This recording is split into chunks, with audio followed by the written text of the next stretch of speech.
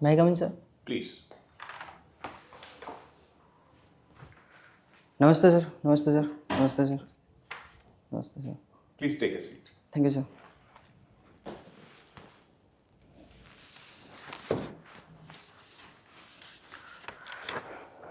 चतरोला राजन नीरू भाई। Yes sir. तो आपकी मदर आपको कैसे बुलाती है? राजन सर। राजन। हम लोग भी राजन बुला सकते हैं? Yes sir. So Rajan, tell us something about you. Sir मेरा नाम राजन है। मैं अमरेली डिस्ट्रिक्ट से बिलोंग करता हूँ, जो सौराष्ट्र रीजन में आता है, गुजरात जो स्टेट से। अमरेली डिस्ट्रिक्ट है, जो सौराष्ट्र रीजन में आता है। सौराष्ट्र में आता है। और मैंने अपना ग्रेजुएशन मैकेनिकल इंजीनियरिंग से किया है, बिरला विश्वकर्मा महाविद्यालय से। एंड उसके बाद से मैं सर सिविल सर्विस के लिए प्रिपरेशन कर रहा हूँ। This is my fourth attempt and the second interview. First attempt and second. हाँ, और second. Fourth attempt and second interview sir. तो राजन, ये बताइए कि आप गुजरात से आते हैं और आपका मैकेनिकल इंजीनियरिंग जो है वो सब्जेक्ट रहा है।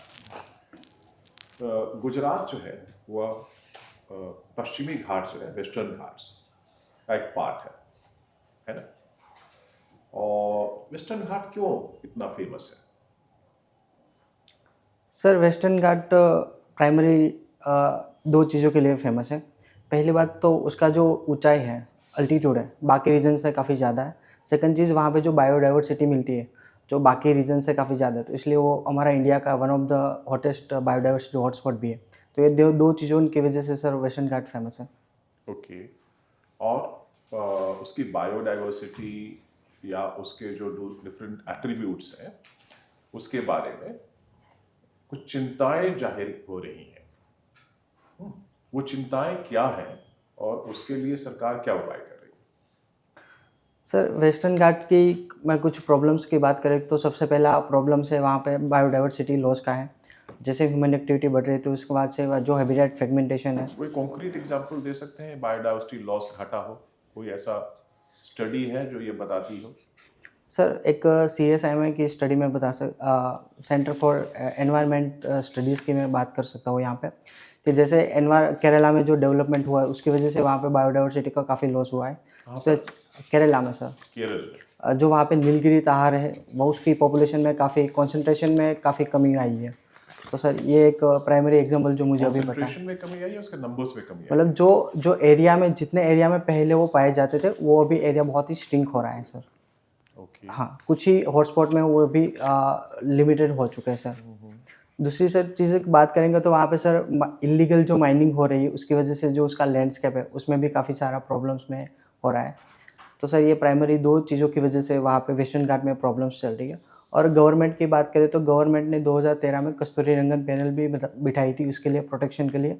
तो उसने गो नो गो एरिया के बारे में भी बात की है कि कुछ एरिया में हम ह्यूमन एक्टिविटी को अलाउ करेंगे, और जो बहुत ही सेंसिटिव एरिया है वहाँ पे सर हम ह्यूमन एक्टिविटी को प्रोहिबिट करेंगे या तो फिर रेगुलेट करेंगे। ओके। ओके। और अगर सब्जेक्ट की तरफ जाते हैं हम, मैकेनिकल इंजीनियरिंग की तरफ से, तो मैकेनिकल इंजीनियरिंग ऐसा सब्जेक्ट है जिसकी आज इंडिया को बहुत ज़रूरत है। क्योंकि हम जो अब मॉडल अपना रहे हैं वो इंडस्ट्रियल मॉडल है, इंडस्ट्रियल मॉडल ऑफ डेवलपमेंट है, तो उसके लिए बहुत सुविधाएं दे रहे हैं। तो आप कुछ ऐसी सुविधाएं जो भारत सरकार दे रही है इंडस्ट्रीज़ के लिए, मैन्युफैक्चरिंग के लिए खास करके, उसके बारे में कुछ बता सकते हैं? Sir government of India primary तीन चीज़ों पे वर्क कर रही है। सबसे पहला कि एज ऑफ डूइंग बिजनेस हो जाए, इसकी वजह से जो इंडस्ट्री डेवलपमेंट आए ताकि हम मैन्युफैक्चरिंग प्रमोट कर सकें, उसके लिए गवर्नमेंट ने मेक इन इंडिया प्रोग्राम भी स्टार्ट किया। सेकंड सर, हमारे वर्कफोर्स को स्किल्ड करने के लिए गवर्नमेंट ने स्किल इंडिया मिशन भी लॉन्च किया है। और थर्ड चीज़ जो गवर्नमेंट रिवोल्यूशनाइज कर रही है वो है IT पे फोकस करना, कि मतलब मैकेनिकल को साथ साथ में जो दूसरे अदर सेक्टर्स है उसके साथ में इंटीग्रेट करना, ताकि हम अपना इंडस्ट्रियल रिवोल्यूशन 4.0 उसके जो ड्रीम्स है उसको साकार कर सकें। क्योंकि ये तो आपने बात करी जो बिल्कुल ही जो है मैक्रो पॉलिसी इश्यूज हैं, है ना? The skill development and all these things. कोई स्पेसिफिक पॉइंट बताइए जो स्पेसिफिक प्रोग्राम या पॉलिसी गवर्नमेंट ने किया हो। सर जो सबसे सहायक सिद्ध हुआ हो पिछले कुछ वर्षों में, जिसकी बड़ी चर्चा होती है? सर मैं एक पीएलआई स्कीम की बात कर सकता हूँ, प्रोडक्शन लिंक इंसेंटिव्स की वो क्या स्कीम है? के। मतलब गवर्नमेंट ने पीएलआई स्कीम लॉन्च की थी कि सक्सेसिव इंक्रीमेंटल प्रोडक्शन पे गवर्नमेंट इंसेंटिवाइज करेगी कंपनीज को कि ज़्यादा से ज़्यादा प्रोडक्शन करे। तो सर इसमें ये सक्सेसफुल इसलिए है कि काफ़ी सारे हमने आज इंडिया सक्सेसफुल मोबाइल सेक्टर में नेट एक्सपोर्टर कंट्री बन चुका है। तो सर आई थिंक ये गवर्नमेंट का एक अच्छा स्टेप है मैन्युफैक्चरिंग को मुझे प्रमोट बताइए करने कि वो सिर्फ 13-14 सेक्टर्स में पीएलआई मिलते हैं, लेकिन यस आपने सक्सेसफुल में सिर्फ मोबाइल का नाम लिया, क्यों? सर एक्चुअली ऐसी चीज़ है कि जो अभी एक ही सेक्टर ऐसा जो उसमें बहुत ही अच्छा सा सक्सेसफुल मिला है, और उसमें भी सर हमने असेंबली लाइन में भी ज़्यादा से ज़्यादा सक्सेस मिला है। ज़्यादातर कंपोनेंट हम वहाँ से इंपोर्ट करते हैं 80 to 90%, उसको हम यहाँ पे इंडिया में असेंबल करते हैं और यहाँ से हम एक्सपोर्ट करते हैं अफ्रीका और लैटिन अमेरिका में सर। Thank you sir. धन्यवाद चेमन साहब। राजन, आप अमरेली से आते हैं यस सर। और मैं अमरेली एक बार गया हूँ। तो अमरेली में एक जगह है, उसका नाम भूल रहा हूँ मैं, आप मुझे बताएंगे, जहाँ पर vintage car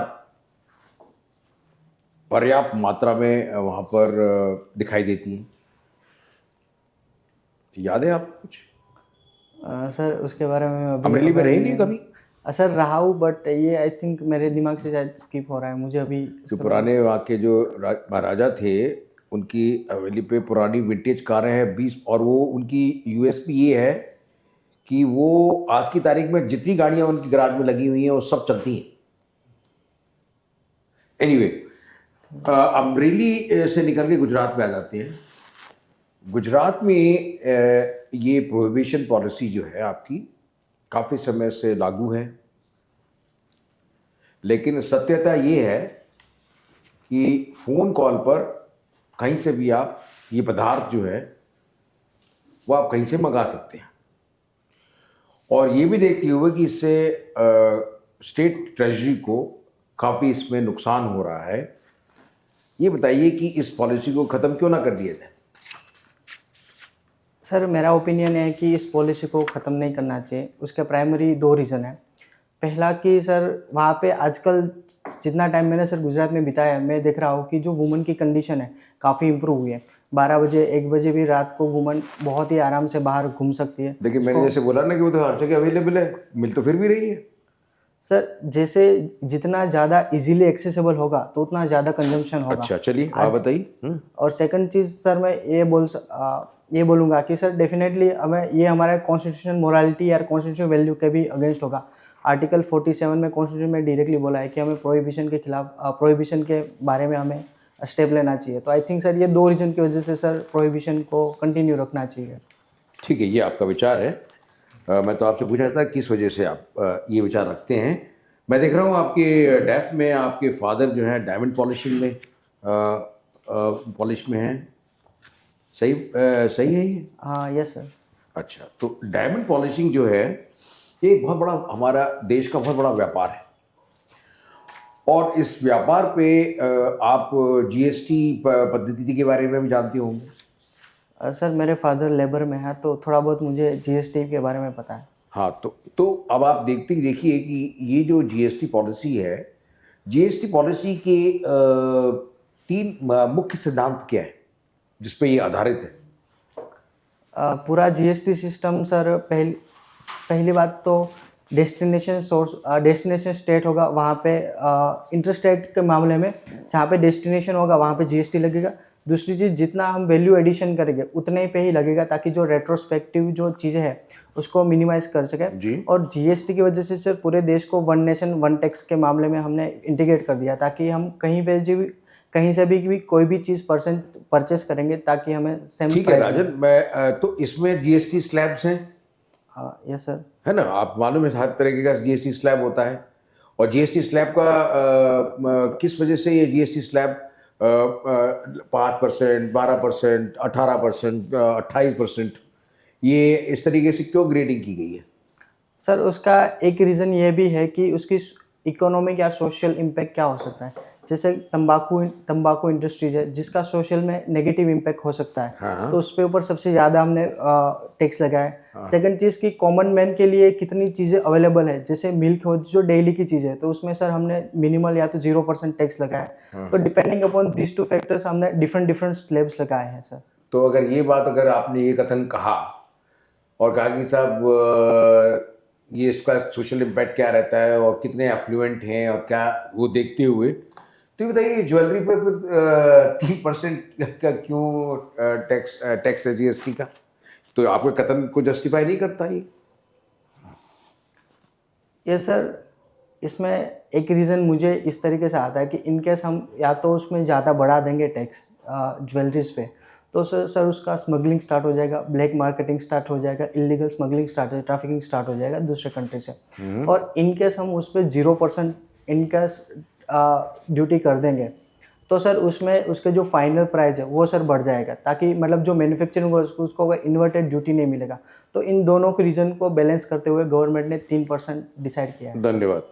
thank you sir. Rajan, yes sir. आपने ज्योग्राफी ऑप्शनल लिया है जबकि आप मैकेनिकल इंजीनियर हैं, जी सर। है ना?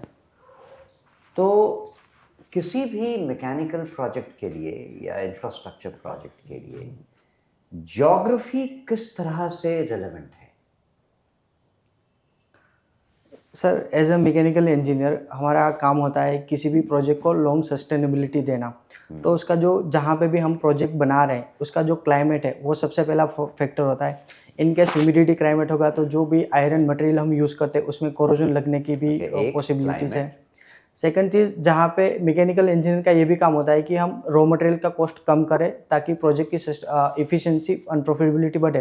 तो आइडियल लोकेशन भी हमें ट्राई करना पड़ेगा कि कहाँ पर रॉ मटेरियल अवेलेबिलिटी है। सेकंड, और थर्ड चीज़, इनकेस हम इंटरनेशनल में कोई एक्सपोर्ट करना चाहते हैं तो हमें पोर्ट की अवेलेबिलिटी या तो एक्सेसिबिलिटी पे भी सर अच्छे से ध्यान देना पड़ेगा। तो ये 3 रीजन की वजह से सर। लेकिन सस्टेनेबिलिटी का एक मेन पार्ट है कि वो अर्थक्वेक जोन पे है या नहीं है। Yes sir. सॉइल कैसा है उसका, यस सर। है कि नहीं? Yes sir. तो भारत में क्या बोलते हैं इसे, फॉल्ट लाइन कहाँ कहाँ से गुजर रही है आपको पता है?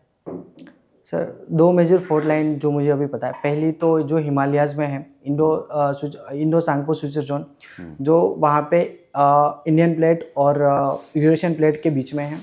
और सेकंड जो फॉल्ट लाइन सर मुझे पता है वो सर गुजरात के नीचे, गुजरात में कच्छ रीजन के नीचे, जहाँ पे ट्राई जंक्शन बनता है और उसकी वजह से 2001 में जो अर्थक्वेक भी आया था सर। तो वो फॉल्ट लाइन, उसका क्या रीज़न है? ऊपर वाले का तो पता है, गोंडवाना लैंड से इंडियन सब कॉन्टिनेंट जो है ऊपर जा रहा था, तो there is a fault, natural fault line. Gujarat के नीचे वाले फॉल्ट लाइन का रीज़न क्या है? Sir there is a concept called micro plate tectonics, जिसकी वजह से हम ऐसा बिलीव करते हैं कि एक प्लेट के अंदर भी अलग अलग माइक्रो प्लेट्स हो सकती है। ठीक। Thank you sir. गुजरात को आजकल one of the most progressive states कहा जाता है। जी सर। उसके 3 प्रमुख कारण बताइए। क्यों 20 साल पहले तो ऐसा नहीं था, वो एक पिछड़ा हुआ देश था, राज्य था। तो क्या हुआ 20-22 सालों में, उसके 3 प्रमुख कारण बताइए। मोदी जी का डिस्कार्ड करके, मोदी जी का प्रेजेंस को हम नहीं एम कर रहे हैं। What are the 3 major factors behind Gujarat's rapid progress? Sir first of all मैं बोलूँगा कि जो गवर्नमेंट ने इनिशिएटिव लिए एज ऑफ डूइंग बिजनेस के लिए, जैसे अभी चल रहा है गुजरात वाइब्रेंट समिट, उसकी वजह से sir more than 55 billion FDI आया है। ये आपके आंसर में फर्स्ट प्रायोरिटी है। मोस्ट इम्पॉर्टेंट पॉइंट्स क्या होंगे? अच्छा चलिए, आपने पहला पॉइंट कहा, वाइब्रेंट गुजरात, इन्वेस्टमेंट, ये पहला पॉइंट, जिसकी वजह से एज ऑफ डूइंग बिजनेस हुआ है। Second point? सेकंड सर मैं बोलूँगा कि गुजराती जो पीपल होते हैं उसमें ट्रेडिशनल स्किल या तो फिर जो ट्रेड करने की कैपेबिलिटीज़ है वो इनहरेंट है, वो बिजनेस के माइंड में उसका जो ट्रेड इंटेंशंस है वो पहले से ही है, तो मैं उसको दूसरा बोलूँगा। Alright. और तीसरा मैं बोलूँगा कि गुजरात के पास में लॉन्ग कोस्ट लाइन है, 1600 किलोमीटर लॉन्ग कोस्ट लाइन, जो उसको इंटरनेशनल ट्रेड के साथ में उसको जियोलॉजिकल एडवांटेज देती है सर। आप हमें ब्लू, ग्रीन और ग्रे हाइड्रोजन के डिफरेंस के बारे में बताइए। सर ब्लू हाइड्रोजन होता है जो ब्लू हाइड्रोजन होता है जो पानी को डिसेंट्रलाइजेशन कर से मिले हाइड्रोलिसिस करके मिलेगा, लेकिन जो उसमें जो CO2 रिलीज होगा उसको हम फिर से कैप्चर करके कहीं पे अंडरग्राउंड में स्टोर कर लेंगे। ये है ब्लू हाइड्रोजन। यस सर, जो ग्रीन हाइड्रोजन होगा उसमें जो हम एनर्जी यूज़ करेंगे उसको हाइड्रोलिसिस करने के लिए, वो कोई रिन्यूएबल एनर्जी में से आएगी। और जो ग्रे हाइड्रोजन होगा उस केस में जो हाइड्रोलिसिस की जो एनर्जी है वो या इधर हम मीथेन से करेंगे या तो फिर कोल से या फिर नेचुरल गैस से करेंगे। Okay, good. लास्ट क्वेश्चन, आपको टाइम ट्रैवल की कितनी सारी डॉक्यूमेंट्री मिली है? मुझे तो कोई भी नहीं मिलती है। सर मैंने 12 to 13 से डॉक्यूमेंट्रीज देखी है सर। एक जो मोस्ट रीसेंट डॉक्यूमेंट्री है उसका नाम क्या है? सर अभी जो मैंने लेटेस्ट देखी वो ध्रुव राठी की थी। किसकी? ध्रुव राठी। ध्रुव राठी। क्या है उसमें? सर उसमें बताया गया था कि टाइम ट्रैवलिंग प्रैक्टिकल में कैसे पॉसिबल हो सकता है इन केस फ्यूचर में होगा तो, हाँ। और इन केस होगा तो हम क्या क्या पॉसिबिलिटी एक्सप्लोर कर सकते हैं। तो आपको लगता है कि टाइम ट्रैवल फ्यूचर में पॉसिबल है? सर फ्यूचर के लिए पॉसिबल है, पास्ट में पॉसिबल नहीं है सर। अच्छा, ऐसा क्यों? सर पास्ट में जाने के लिए कुछ पैराडॉक्स है जो तो ग्रैंडफादर। फ्यूचर में कैसे जाएंगे भाई? सर फ्यूचर में हम जा सकते हैं, इधर हम जो स्पीड है हमारी वो बढ़ा दे, या तो फिर कुछ टाइम हम ब्लैक होल के पास में भी टाइम स्पेंड कर लें तो हम सर फ्यूचर में जा सकते यार हैं। आप ब्लैक होल कहाँ चले जाओगे? यहाँ से इतने मिलियन उतना वहाँ तक जाते जाते आपको 4 जन्म लेना पड़ेगा। लेकिन सर हम अपनी स्पीड को बढ़ा के हम ट्रैवल कर सकते हैं, उसकी वजह से सर हम फ्यूचर में जा सकते क्या हैं। इंडियन फिलॉसफी टाइम ट्रैवल को एक्सेप्ट करती है? सर विष्णु पुराणा में सबसे पहले टाइम ट्रैवलिंग के बारे में बात की गई थी कि जहाँ पे देवता एक जगह से दूसरी जगह बहुत ही इंस्टेंटली पहुँच जाते थे। तो सर ये हमारी हिंदू माइथोलॉजी में ये दो कंसेप्ट माइथोलॉजी तो बहुत कुछ कहती है। Anyway, thank you sir. Okay, Rajan ये बताएं कि आप मैकेनिकल इंजीनियर हैं, तो एक मीडियम साइज पैसेंजर व्हीकल, उसके अंदर तकरीबन कितने मूविंग पार्ट होते हैं? सर आप नंबर ऑफ मूविंग पार्ट्स। जैसे सर एक तो आईसी इंजन हो गया, उसमें भी मैं तकरीबन कितने बहुत मूविंग पार्ट है? सर आईसी एक इंजन ही बता लो, आईसी इंजन ही बता दो, बोले ऐसे ही पूछ रहे हैं। आईसी इंजन का ही बता दो। सर आईसी इंजन को बता दो, चलो। आईसी इंजन में सर बता- पिस्टन्स होता है, क्रैंक पिन होते नहीं हैं। नहीं, ये काउंट करोगे तो मैं तो बोला अप्रॉक्सीमेट कितने होते हैं। I am sorry sir, exactly मैं उसके बारे में और aware अभी जो नहीं हूँ। डिजाइन किए जा रहे हैं, पूना में एक बहुत बढ़िया ऐसा डिजाइनिंग इंस्टीट्यूट है, दुनिया का वन ऑफ द बेस्ट। सुना है उसके बारे में, ऑटोमोटिव इंजीनियरिंग के लिए? सर मैंने सुना है बट उसका नाम अभी मैं स्किप कर रहा हूँ अभी एग्जैक्टली। अभी कोशिश ये है कि ये जो मूविंग पार्ट्स हैं किसी भी पैसेंजर या दूसरे व्हीकल में, उनको कम किया जाए। तो ये किस डायरेक्शन में क्या होगा कि कम हो जाएंगे, किस तरह से कम कर सकते हैं? सर पहली बात तो जो हम आईसी इंजन यूज़ करते हैं उसमें काफ़ी सारे मूविंग पार्ट्स हैं, उसको हम रिप्लेस कर सकते हैं इलेक्ट्रिक व्हीकल से, ताकि जो मेन उसका इंजन का पोर्शन है वो कम हो ये जाएगा। बात ठीक है। अच्छा, अभी आप डिजाइन करते हैं, आप एक पावर पैक हो गया, इंजन हो गया, पावर टू वेट रेशो जो किसी भी गाड़ी की होती है वो बहुत एक ट्रेड ऑफ होता है, तो वो किस तरह से किया जाता है, क्या उसमें फैक्टर्स कंसिडर होते हैं? सर एक पहला होता है कि पहला बात होता है कि नंबर ऑफ पैसेंजर व्हीकल की स्पेस कितनी, उसकी वजह से कितना वेट आएगा उसको कैलकुलेट किया जाएगा। सेकंड चीज़ ये कैलकुलेट की जाएगी कि टोटल वेट बनेगा उसका सेंटर ऑफ मास कहाँ पे, ताकि उस गाड़ी को हम बैलेंस भी कर सकें। और तीसरा सर हम कर सकेंगे कि उसमें जो इंजन लगा है उसका हॉर्स पावर कितना हो सकता है। ये तीनों को बैलेंस करके सर हम power to weight ratio calculate करते हैं सर। वेट क्यों ज़्यादा हो जाता है गाड़ी का, किन फैक्टर से वेट बढ़ जाता है? सर उसमें शायद इनकेस कैपेसिटी बढ़ सकती है तो उसमें जो मूविंग एक्सेसरीज पार्ट्स है उसकी वजह से। बढ़ाओगे तो कैपेसिटी से क्या तल्लुक है? बुलेट प्रूफ गाड़ी जो है उतनी कैपेसिटी की जो है, नॉन बुलेट प्रूफ और बुलेट प्रूफ गाड़ी।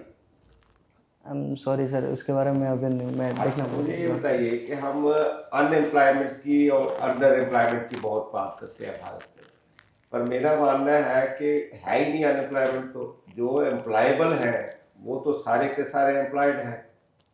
आपको अच्छा प्लम्बर, अच्छा इलेक्ट्रिशियन, अच्छा मेसन या अच्छा इलेक्ट्रिशियन मिलता ही नहीं है, और क्या फिर प्रॉब्लम कहाँ पर है? Sir problem under employment I believe कि डेफिनेटली है। एक इंजीनियर जब जोमेटो के लिए काम करता है तो नहीं, वो आप डेफिनेटली अपने लिए उसको कनेक्ट कर रहे हो अंडर एम्प्लॉयमेंट की। मैं वैसे अनएम्प्लॉयमेंट की क्या बेसिक प्रॉब्लम अनएम्प्लॉयमेंट की क्यों है, भारत में क्यों लोग अनएम्प्लॉयड? सर उसके दो मेजर फैक्टर्स हैं। पहली बात तो जो ऑलरेडी इंजीनियर है उसके पास में एडिक्वेट स्किल नहीं है जो मार्केट को चाहिए। यार स्किल की बात करो आप, स्किल की अनलेस स्किल ना हो तो जो स्किल्ड है उसको तो जॉब मिलेगी, जिसके पास स्किल नहीं है वो नहीं एम्प्लॉयबल हो सकता, डोमेस्टिक या इंटरनेशनली। अभी तो इंटरनेशनल एम्प्लॉयमेंट की बात करना चाहिए ना आज के ज़माने में। सर एक्चुअली प्रॉब्लम यहाँ पे जो हमारे हायर एजुकेशन सिस्टम है उसमें जो थियोरी एंड प्रैक्टिकल जो पढ़ाया जाता है वो वे मोर थोड़ा सा पीछे है जो आज की मार्केट में जो कंपनीज है उसको चाहिए। तो तो उसको सर ठीक क्यों नहीं किया गया? सर उसमें न्यू एजुकेशन पॉलिसी जो 2020 आई उसमें मेजर थ्रस्ट दिया गया कि सर प्रैक्टिकल ओरिएंटेड हमारा एजुकेशन बनाया जाए और रिसर्च पे ज़्यादा चलो से ज़्यादा ठीक हो फोकस गया। किया अभी जाए। एक और चीज पर आते हैं, ये G20 अभी हुआ तो उसमें major take away for India के भारत के संदर्भ में सबसे अच्छा बात क्या हुई? सर मैं तीन चीज़ों पे यहाँ पे काउंट कर सकता हूँ। पहली बात तो सर अभी जो वर्ल्ड डिवाइडेड है ईस्ट वेस्ट के बीच में, नॉर्थ साउथ के बीच में, तो उस कंडीशन में सर एक ग्लोबल एजेंडा दिल्ली डिक्लेरेशन पे सभी कंट्री को मनाना वो सब हम सबसे पहली हमारे लिए एक कॉमन अच्छी बड़ी बात बात है। है। और सेकंड चीज़ जब पूरा कंट्री नॉर्थ की डायरेक्शन में फोकस नॉर्थ की प्रॉब्लम को काउंट कर रहा था उस कंडीशन में सर हमारे ग्लोबल फोकस को साउथ सदर्न कंट्री के इश्यू पे फोकस करना ये भी हमारे लिए दूसरी बड़ी बात थी। और तीसरी बड़ी उपलब्धि में ये काउंट करा सर कि जो अफ्रीकन यूनियन था उसको हमने सक्सेसफुली G20 में उसने हमें मेंबर बना दिया। तो ये तीन बहुत ही बड़ी उपलब्धि G20 से इंडिया को मिली है सर। ओके, धन्यवाद Rajan. Thank you sir. Rajan, good afternoon. Good afternoon sir. आप गुजरात से आते हैं। Yes sir. अभी सर से आप अभी डिस्कस कर रहे थे गुजरात प्रोस्पिरियस क्यों हुआ पिछले 25-30 सालों में। इकोनॉमिक इंडिकेटर्स डेफिनेटली बड़े हैं, सोशल इंडिकेटर्स क्यों पीछे रह गए?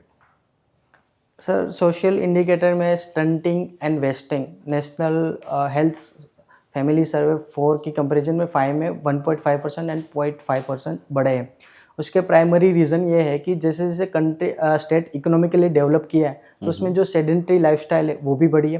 पीपल के पास में परचेसिंग पावर बढ़ा है तो इसकी वजह से जो मैकडोनलाइजेशन है या तो जंक फूड का कंजम्पशन है वो बढ़ा है। तो ये दो प्राइमरी रीज़न की वजह से सर उसमें जो सोशल इंडिकेटर में जो स्टंटिंग एंड वेस्टर्न की प्रॉब्लम है वो काफ़ी बढ़ी। लेकिन सर अभी जो गुजरात गवर्नमेंट है काफ़ी अच्छे से इस कंटेक्स में भी अच्छे से स्टेप ले रही है। उसकी वजह से सर इम्यूनाइजेशन लेवल, एनीमिया की प्रॉब्लम ये इसमें काफ़ी गिरावट आई है सर। सोशल इंडिकेटर्स में और क्या क्या पार्ट्स आते हैं? सर IMR रेशियो आता है, MMR इन्फेंट मोर्टालिटी रेट आता है, नियोनेटल मोर्टालिटी रेट आता है, नियोनेटल मोर्टालिटी रेट आता है, मैटरनल मोर्टालिटी रेट आते हैं, लाइफ एक्सपेक्टेंसीज आती है। मतलब आई थिंक अभी मैं इतना ही रिकॉल कर पा रहा हूँ sir. One of the most important indicator, the gap between the have and have nots. Yes sir, social inequalities. Sir तो बड़ी है या कम हुई है? सर सोशल इक्वालिटी काफ़ी थोड़ी सी बड़ी है क्योंकि मैं जैसे दिख पा रहा हूँ जो रीजन है सौराष्ट्र एंड कच्छ रीजन थोड़ा सा डेवलपमेंट के मामले में पीछे रह गया है, जैसे बड़ौदा, अहमदाबाद और सूरत रीजन की कंपैरिजन में। तो सर इस कंटेक्स्ट में मैं बोल सकता हूँ कि हाँ वहाँ पे सोशल इनइक्वालिटी थोड़ी सी बड़ी है। क्या कारण है बढ़ने के, ये मेरा सवाल है। सर उसमें जियोग्राफिकल फैक्टर्स में काउंट कराऊंगा तो वहाँ पे जो वाटर की अवेलेबिलिटी है कच्छ रीजन और सौराष्ट्र रीजन में थोड़ी सी कम है। इसकी वजह से सर थोड़ी सी इंडस्ट्रियल डेवलपमेंट कम आई है। सेकंड चीज़, जितनी भी डेवलपमेंटल पॉलिसी जैसे ड्रीम सिटी हो गया, गिफ्ट सिटी हो गया, धोलारा इन्वेस्टमेंट रीजन हो गया, वो नियर अहमदाबाद रीजन ही उसको प्लान किया गया। तो उसकी वजह से सर डेवलपमेंटल जो हुआ है वो प्रॉपर स्प्रेड नहीं हो सका है। और तीसरी चीज़, जो कनेक्टिविटी के जो प्रोजेक्ट है वो सौराष्ट्र और कच्छ रीजन में अभी भी कम है। तो इस 3 रीजन की वजह से सर ये 2 रीजन है जो डेवलपमेंट के मामले में थोड़े से पीछे रह गए हैं सर। ठीक है राजन, आपका ऑप्शनल ज्योग्राफी है। Yes sir. ज्योग्राफी किस किस तरीके से ह्यूमन बिहेवियर को इम्पैक्ट करती है? सर 3 तरीके मैं अभी याद कर पा रहा हूँ जियोग्राफी कैसे करेगी। पहली बात तो उसकी जो ड्रेसिंग सेंस है उसको इम्पैक्ट करेगी। जैसे कोई हॉट रीजन हो गया तो वहाँ पे वाइट कलर के कपड़े पहने जाएंगे जस्ट बिकॉज ऑफ वहाँ पे अल्बेडो कम होता है। सेकंड सर उसके जो हैबिटेशंस हैं उसको भी इम्पैक्ट करेगी। जहाँ पे हॉट एंड वहाँ रेनी रीजन होगा वहाँ पे कम ह्यूमन सेटलमेंट होगी, और जहाँ पे फर्टाइल प्लेन होगा वहाँ पे ह्यूमन सेटलमेंट डेंस होगी। और थर्ड चीज़ जो ह्यूमन का ऑक्यूपेशन है, इकोनॉमिक स्ट्रक्चर है, उसको भी इम्पैक्ट करेगी कि जहाँ पे कोस्ट लाइन होगी वहाँ पे ट्रेड एक्टिविटी रिलेटिवली ज़्यादा होगी सर। ठीक है, now third part, your hobbies. Yes sir. I found it to be one of the weirdest hobby I saw in the हमने जो डैफ में अभी तक देखी है. Time travel, it's a total speculation. आपने कहा कि ये पॉसिबल है फ्यूचर के लिए, which is practically not. Sir in the Guinness book world record Russian astronaut है, मैं अभी उसका नाम अभी भूल रहा हूँ, उसके नाम पे सर 0.02 सेकेंड का टाइम ट्रैवलिंग करने का अभी रिकॉर्ड है, क्योंकि उसने 897 डेज इंटरनेशनल स्पेस स्टेशन में बिताए थे जिसकी स्पीड अर्थ की स्पीड से ज़्यादा है। तो उसकी वजह से सर जो अभी 0.02 सेकेंड अभी वो सर फ्यूचर में जी रहे हैं, तो उसकी वजह से सर अभी फ्यूचर में ऑल्दो अभी लिमिटेड स्केल अभी थोड़ा सा कम है, बट हाँ डेफिनेटली सर फ्यूचर में पॉसिबल है। जैसे जैसे टेक्नोलॉजी बढ़ेगी तो we must be optimistic about the concept of the time travelling sir. Interesting. चलो, ऑप्टिमिस्टिक होते हुए और हाइपोथेटिकल एक सिचुएशन में आपको दे रहा हूँ राजन. आप समय में आगे जाना पसंद करेंगे या पीछे? सर पास्ट में, पीछे पास्ट में? कितना पास्ट? 2008 में सर। क्यों? सर 2008 में मैं रायगढ़ कोस्ट में जाने की चूज़ करूँगा, क्योंकि वहाँ पे मैं जाके सर मैं इन केस हाइपोथेटिकली मैं वहाँ पे इंडियन नेवी या कोस्ट गार्ड को मैं इन्फॉर्म कर सकता हूँ जो इनकमिंग जो टेररिस्ट आ रहे उसके बारे में। तो उसकी वजह से सर मैं थाउजेंड्स ऑफ पीपल की लाइफ और टेररिस्ट अटैक जो हुआ था उसको मैं शायद बचा सकता था sir. Very interesting. Thank you Rajan. Thank you so much, sir. धन्यवाद.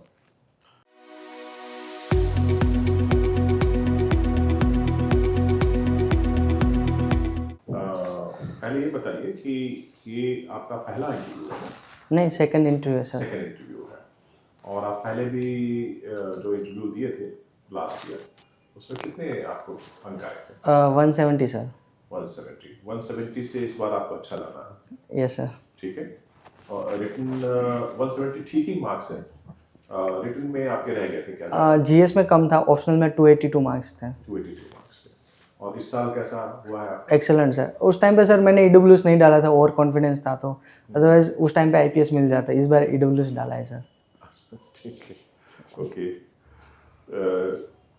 ये बताओ कि आपको कैसा लगा ये हम लोग का अभी आपका जो इंटरव्यू हुआ कैसा हुआ? सर एक दो क्वेश्चन में थोड़ा सा मैकेनिकल के क्वेश्चन में थोड़ा सा वीक हो गया, बाकी जो सोचा था वो मैं बोल पाता था। ओके. तो मैं पहला चीज़ आपको ये बोलना चाहूँगा कि देखो ये नॉलेज टेस्ट नहीं है, ठीक है. नॉलेज टेस्ट तो आप मैकेनिकल इंजीनियरिंग बीटेक कर चुके हो अच्छे इंस्टीट्यूट से, आप प्रीलिम्स पास करके मेंस पास कर करके कुछ गिने चुने लोगों में आपको कितने लोग आते हैं? 3000 होंगे.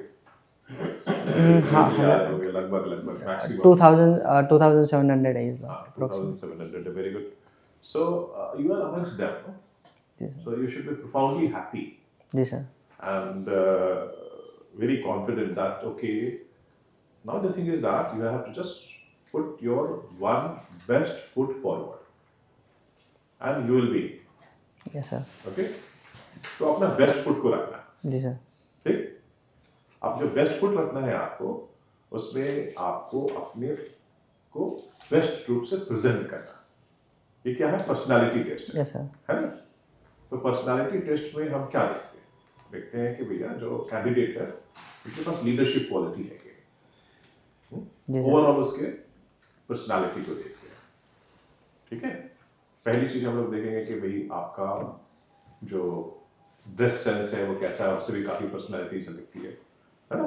जी सर। थोड़ा सा आपकी जो टाई की जो नॉट है उसको आपको टाइट रखना है. जी सर। आपकी जो शेव है या सर अभी मैं डायरेक्टली फ्लाइट से आया तो इसलिए कुछ टाइम नहीं मिला। शूज को थोड़ा पॉलिश रखना जी सर। चाहिए वगैरह वगैरह, जो भी हो आप देख लीजिएगा. जी सर। टाई जो आपके कॉलर्स है वो थोड़े स्ट्रेट होने चाहिए, थोड़े से क्रम्पल लग रहे हैं अभी, ओके सर। प्रॉपर रहने चाहिए, ठीक है। और सेकेंडली जो है आप बिल्कुल स्ट्रेट होकर के ऐसे बैठे हुए हैं, it looks that you are quite stiff, rigid. तो सर ऐसे में रख सकता हूँ? नहीं, आप उतना नहीं रखिए, ऐसे? थोड़ा सा आराम से, ऐसे? आराम से रखिए। ओके। ठीक है, ठीक है। आप थोड़ा बहुत आप अपने हैंड्स को जो है ना जेस्चर कर सकते हैं, जी सर। नॉट वाइडली, वाइडली नहीं होना चाहिए, वाइड नहीं होना चाहिए, जी कर सकते हैं, ठीक है। दूसरी चीज क्या है कि आपका देखा मैंने कि आप जो बाकी पैनल मेंबर्स हैं ना, इंटरैक्ट नहीं कर रहे थे, जी सर। ठीक है। सबसे इंटरैक्ट करना, क्योंकि ये पैनल पूरा क्वेश्चन पूछ रहा है आपसे, ठीक है ना। आपको पूरे पैनल को कन्विंस करना है। सब लोग देखो मार्कशीट लेके बैठे हुए तुम्हारा, जी मान लो मैंने कम नंबर दे दिया, एक ने ज्यादा भी दे दिया, तो क्या हुआ, तुम्हारे नंबर तो कम हो गए। जी So sir. you have to actually take into confidence all the panel members, and you have to get a permission from everyone, ठीक जी है। सर। ये चीज है। तुम्हारे जो सब्जेक्ट है काफी हद तक ठीक है, ठीक है। यू नीड टू ब्रश, जी सर। थोड़ा सा ब्रश कर लो। ये एंडलेस होता है, कुछ भी पूछा जा सकता है, बट एक तरीका यही हो सकता है कि आप 80 to 90 टॉपिक्स करो, आप एक लिस्ट बना लो। क्वेश्चन कहाँ से आएंगे, आपके डैप से। डैप सब लोगों से। ने डैप से पूछा, Yes, sir. करीब करीब कुछ करंट अफेयर्स आ सकता है। तो डैप का एकदम एक एक बिंदु जो है उसको आप एकदम से मत डालिए, एक एक मिनट, जी सर। और उसको जो है बुलेट पॉइंट्स उसके बना लीजिए, ताकि आपके प्रायोरिटी आंसर्स निकल के आ जाए, जी सर। ताकि आप वेयर ऑफ नहीं हो, आपके बेस्ट आंसर जो है सही आ जाए, है ना। काफी जगहों पर आपने बिल्कुल सही आंसर दिया, काफी जगहों पर आप भटक गए, ठीक है ना। जी सर। इवन जो पहला क्वेश्चन था वेस्टर्न घाट, है ना, उसमें भारत सरकार क्या कर रही है या क्या इश्यूज है, उसके रिस्क क्या है, जी उसमें सर। थोड़ा आप भटक रहे, ठीक जी है। सर। जबकि आप गुजरात से हैं, वेस्टर्न घाट का आपका सब्जेक्ट ज्योग्राफी है, तो आपको जाना चाहिए। उसी तरह से वो जो मैं समझता हूँ कि जो डायमंड ट्रेड है उसके बारे में, क्योंकि आपके फादर उसमें है, ये बहुत महत्वपूर्ण विषय है, वो भी आपकी जानकारी थोड़ी और ऐसी होनी चाहिए जिससे कि लगे कि हाँ, ये बंदा जो है अगर सिविल सर्विस में आता है तो वो बेटर डिलीवरी कर पाएगा सर्विस के रूप में, जी सर। ठीक है ना। वो पैशन झलकना चाहिए जी सर। आपके से, ठीक है। ये चीज हो गई। सेकेंडली जो है, आप न्यूज़पेपर कौन सा पढ़ते हैं? 3 पढ़ता हूँ, Indian express, the Hindu and economic times. Okay, बहुत अच्छा, तीनों पढ़ते हैं अगर है तो आप। लेकिन अगर आप तीनों पढ़ रहे हैं तो उसमें एक पेज होता होगा जो एडिटोरियल तो होता ही है, यस सर। एक ओपिनियन पेज भी होता है यस सर। इंडियन एक्सप्रेस में, खास करके जी सर। हिंदू में भी एक पेज होता है, ठीक है। वो भी आप जरूर देख लें, जी सर। ठीक है। So that will help you better formulate your response जब एनालिटिकल क्वेश्चन पूछा जाए, क्योंकि पैनल मेंबर्स जो है ना, एक बार समझ लेंगे कि ये बंदा जो है अगर वो सब्जेक्ट मैटर जानता है अपना, जो मैकेनिकल इंजीनियरिंग है, तो उसके बाद they will like try to move on to analytical questions, जी sir. Okay, and then your response will be very important, okay sir. Okay. आप थोड़ा बहुत पॉज कर लेते हो, क्वेश्चन समझने की कोशिश करते हो, अच्छी बात है, उसको थोड़ा सा और इम्प्रूव कर लो, ओके सर। ठीक है। बट उसके बाद जो है आपको वो जो नॉलेज मिलेगा उनसे, अखबारों से, वो बहुत मदद करेगा, जी सर। ठीक है। Anything to add? Well, I Yeah. have nothing yet to add. I would Also- like to say one more point.